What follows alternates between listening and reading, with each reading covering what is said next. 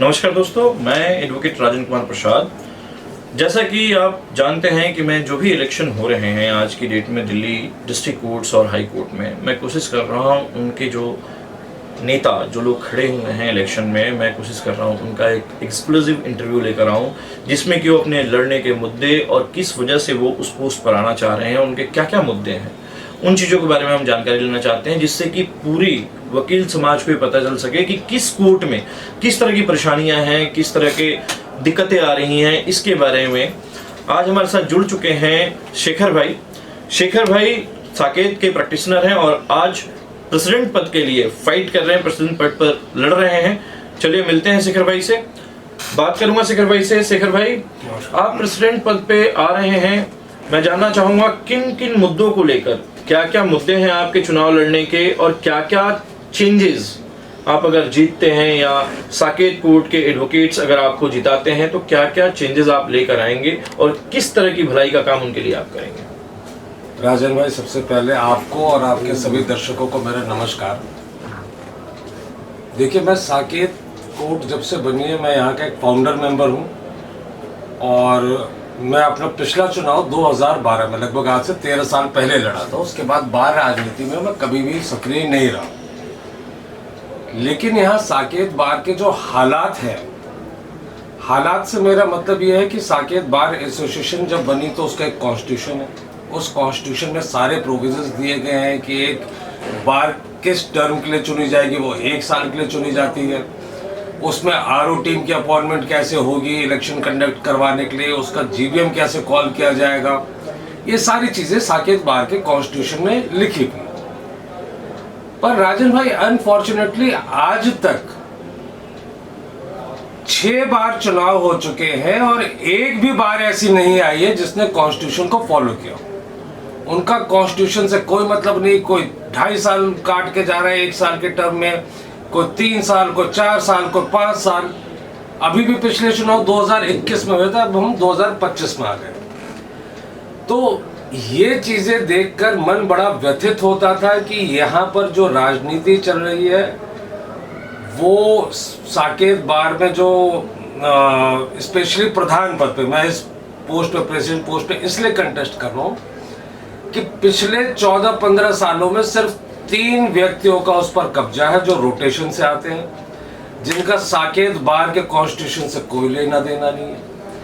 ये तीनों लोग, इनको मैंने नाम दिया है साकेत बार प्राइवेट लिमिटेड, क्योंकि यही तीनों डायरेक्टर से बारी बारी से रोटेशन में आ रहे हैं। इनको आम वकील से कोई मतलब नहीं है, इनके पास कोई विजन नहीं है। बार का काम होता है कि हमारा जब हम प्रैक्टिस करने आ रहे हैं तो हमारे लिए सुविधाएं ज़्यादा बढ़े, हमारा प्रैक्टिस करने का माहौल हमारे लिए आसान हो, हमें अपनी तरक्की के लिए कुछ मौके मिले। पर अनफॉर्चुनेटली इनके पास कोई ऐसा विजन नहीं है। यहाँ पे राजनीति का मतलब है सिर्फ भंडारा, बर्थडेज पार्टी, शराब बांटना और ड्यूज क्लियर कराना, गिफ्ट्स देना, ढोल नगाड़ों के साथ लोग आ रहे हैं। मैं आपको सबसे बड़ा एग्जांपल देता हूँ कि अभी यहाँ साकेत बार में नॉमिनेशन प्रोसेस चल रहा था। आपको जान के हैरानी होगी कि न्याय का मंदिर है कोर्ट। इस कोर्ट कॉम्प्लेक्स के अंदर जो इलेक्शन कमीशन का नोटिस आया है कि आपको हर पोस्ट पे जो नॉमिनेशन फीस है उसके अलावा एक मैंडेटरी डोनेशन देनी है, जिसकी कोई रसीद नहीं है। और मैं देखकर ये बड़ा हैरान था कि बड़े बड़े नेता जो 2-2 बार यहाँ पे बार के प्रधान रह चुके, कई बार सेक्रेटरी रह चुके, वो सारे लोग जाकर उस डोनेशन को, उस इलीगल डिमांड को मानते हुए उन्होंने पैसा दिया और अपना नॉमिनेशन भरा। किसी ने जरूरत नहीं समझी कि भाई ये लीगल प्रोफेशन है, कम से कम हम लोगों को तो आवाज उठानी चाहिए। अगर हम कोर्ट के अंदर हम इस तरीके की चीजों को आवाज नहीं उठा सकते, ऐसी समस्याओं के खिलाफ नहीं लड़ सकते, तो बैंड पहनने में आपको शर्म आनी चाहिए। तो मेरा ये कहना है कि मैं इन मुद्दों को लेके कि सबसे पहले मेरी प्राथमिकता ये रहेगी कि कॉन्स्टिट्यूशन के हिसाब से चीजें चले। अगर कॉन्स्टिट्यूशन में कहीं आपको अमेंडमेंट की जरूरत है, आपको लगता है कि जिस टाइम कॉन्स्टिट्यूशन बना था अब परिस्थिति अलग है, तो एक कायदे से उसके लिए एक जीबीएम बुलाकर आप उसमें उसको अमेंडमेंट कर सकते हैं। सारे वकील हैं, सारे इन बातों को जानते हैं। यहाँ पर आज तक ना तो इन्होंने कॉन्स्टिट्यूशन के हिसाब से अपना टर्म काटा, ना कॉन्स्टिट्यूशन के हिसाब से आरओ टीम की अपॉइंटमेंट करी, ना कॉन्स्टिट्यूशन के हिसाब से कोई और काम होता है यहाँ। तो पहली चीज ये है। दूसरी चीज, यूथ को लेके, जो यहाँ पर महिला अधिवक्ता है उनको लेके दूर दूर तक कोई विजन नहीं है। हालात ये हैं कि यही 3 लोग जो साकेत बार प्राइवेट लिमिटेड के हैं, जिस टाइम चैम्बर अलॉटमेंट का साकेत कोर्ट में प्रोसेस चला, यही 3 नाम रहे प्रेसिडेंट और सेक्रेटरी पोस्ट पर रोटेशन में। इन्हीं तीनों के कंबाइन काल में ये चैम्बर अलॉटमेंट हुई। आज साकेत कोर्ट में 70% से ज्यादा चैम्बर किराए पे, और किन लोगों को अलॉटेड है? जो 30,000 में प्रैक्टिस कर रहे हैं, पटियाला हाउस में प्रैक्टिस कर रहे हैं, कड़काडूमा में प्रैक्टिस कर रहे हैं, रोहिणी में, सारी दूसरी कोर्टों में उनकी डिक्लेरेशन वहां की भरी हुई है। वो वहां पर चुनाव लड़ रहे हैं, बस यहां पर क्या करने आते हैं? किराया वसूलने। यहाँ के प्रैक्टिसिंग एडवोकेट के पास कोई चैम्बर नहीं है। इनके पास आगे कोई plan B, plan C, plan D भी नहीं है कि नए चैम्बर के लिए इस कोर्ट कॉम्प्लेक्स में नई कितनी बिल्डिंगें हमारे सामने बनी है, बस एक चैम्बर ब्लॉक नहीं बन रहा है। अरे अगर वकील ही नहीं रहेंगे तो कोर्ट के अस्तित्व का क्या फायदा है? तो कोर्ट की मशीनरी में जो सबसे प्रमुख वकील होते हैं, उनके लिए चैम्बर्स के लिए ना तो उनकी तरफ से कभी एक लीडरशिप वाली बात हुई कि एक रिप्रेजेंटेशन आगे जाए, बार बार उस मुद्दों को हम उठाए, चैम्बर्स की समस्या। मैं अपने युवा साथियों को बताना चाहता हूँ, आपको 60 साल तक चैम्बर अलॉट नहीं होने वाला अगर यही लोग बैठे रहे तो। दूसरी चीज, नया युवा आता है तो उसके लिए एक एम्प्लॉयमेंट की समस्या होती है, उसको पता नहीं जी मुझे किसे ज्वाइन करना है। हम सीनियर्स को कई बार जूनियर की जरूरत होती है और हमको उस टाइम वो जूनियर्स नहीं मिलते। अगर आपके पास एक विजन होता तो एक बहुत आसान सी चीज़ है जो मैं ज़रूर करूँगा कि सबसे पहले एक एम्प्लॉयमेंट बैंक बनेगा जिसमें सारे जितने भी लोग वो सीनियर्स को ढूंढ रहे हैं, जो भी युवा साथी, वो वहाँ पे अपना सीवी देख सकते हैं। जिन सीनियर्स को चाहिए जूनियर्स, वो उन सारे सीवी तक उनका एक्सेस होगा, वो अपनी पसंद के लोगों को छांट के उनका इंटरव्यू ले सकते हैं। एक मिनिमम स्टाइपेंड का बार की तरफ से प्रोविजन होगा कि इतना तो जरूर मिलना चाहिए एक युवा साथी को। तो ये कुछ चीजें ऐसी हैं जिन पर अब तक ध्यान नहीं दिया गया है। उन युवा लोगों को सिर्फ आप नॉमिनेशन में ऐसी भीड़ बनाकर ले जाते जितनी तो आप अपनी बारात में लेकर नहीं गए थे। इतने ढोल नगाड़े तो मैं दावे के साथ कहता हूँ उनकी अपनी बारात में नहीं बजे होंगे जितना नॉमिनेशन में बजवा रहे इन युवा साथियों से। नहीं, मुझे तो कई बार ऐसा लगता है शेखर भाई कि जो नॉमिनेशन में जो नई युवा पीढ़ी या जो लोग आते हैं, मैंने ये भी देखा है कि उन चेहरों को कभी हमने कोर्ट में नहीं देखा। कई ऐसे बच्चे होते हैं, कई ऐसे लोग होते हैं, ऐसा लगता है सिर्फ काला कोट पहना और नॉमिनेशन में आ गए। कभी उनको आज तक कोर्ट में नहीं देखा गया, कभी प्रैक्टिस में वो नहीं आए, लेकिन नॉमिनेशन वाले दिन वो अचानक से सज धज के कोट, काला कोट पहन के, व्हाइट शर्ट और ब्लैक पैंट पहन के क्या तो नॉमिनेशन में आए हैं जी। हाउ इज इट पॉसिबल कि एक व्यक्ति जो नॉमिनेशन में आ रहा है वो कभी कोर्ट में दिखे ही नहीं? देखिए, तो क्या ये ऐसा भी हो सकता है कि बाहर से भी लोग जो है हायर किए जाते हैं या लोग ऐसे आते हैं जो कि नॉमिनेशन में खड़े हो रहे हैं, लोगों को सपोर्ट कर रहे हैं? लोग इवेंट मैनेजमेंट कंपनी से भी लोगों को बुलाते हैं। ओके, इवेंट मैनेजमेंट कंपनी से भी लोगों को बुलाया जा रहा है और ये इतने बड़े नाम बन चुके हैं कि आप इनको क्वेश्चन नहीं कर सकते। मसला ये है कि चुनाव का एक बहुत स्ट्रैटेजिकली इन्होंने एक प्रोसेस बनाया है। मेरे हिसाब से कोई भी जो 5-7 साल की वकालत कर चुका होता है व्यक्ति, वो इतना अनुभवी होता है कि किसी भी संस्था को बहुत अच्छे से चला सकता है। पर इन लोगों ने क्या करा है, इन्होंने जानबूझ के एक सिस्टम ऐसा बनाया, ये मैंडेटरी डोनेशन, उसके बाद पैसों का इतना बड़ा तमाशा करना ताकि आम वकील को ये लगे कि हमारी पहुंच से चीज़ें बाहर है। मैं दावे के साथ कहता हूं कि आप 15-20 साल की प्रैक्टिस वाले 100 लोगों से आप पूछ लीजिए कि क्या कभी प्रधान पद पे, सेक्रेटरी पद पे आप चुनाव लड़ सकते हो। और अब तो हालात ये है कि 0 to 5 मेंबर एग्जीक्यूटिव, उस तक पर इतना तमाशा हो रहा है। तो या तो आप अपना प्लॉट बेच कर आइए, अपने बीवी के गहने बेच कर आइए, अपना मकान बेच के आइए, तब चुनाव लड़िए। वरना ये सिर्फ उन लोगों के लिए रह गया है जिनके पास बहुत सारा किराए का पैसा है। तो इस चीज को, क्योंकि देखिए ये इंटेलेक्चुअल समाज माना जाता है, तो intellectuals election must be conducted in an intellectual way.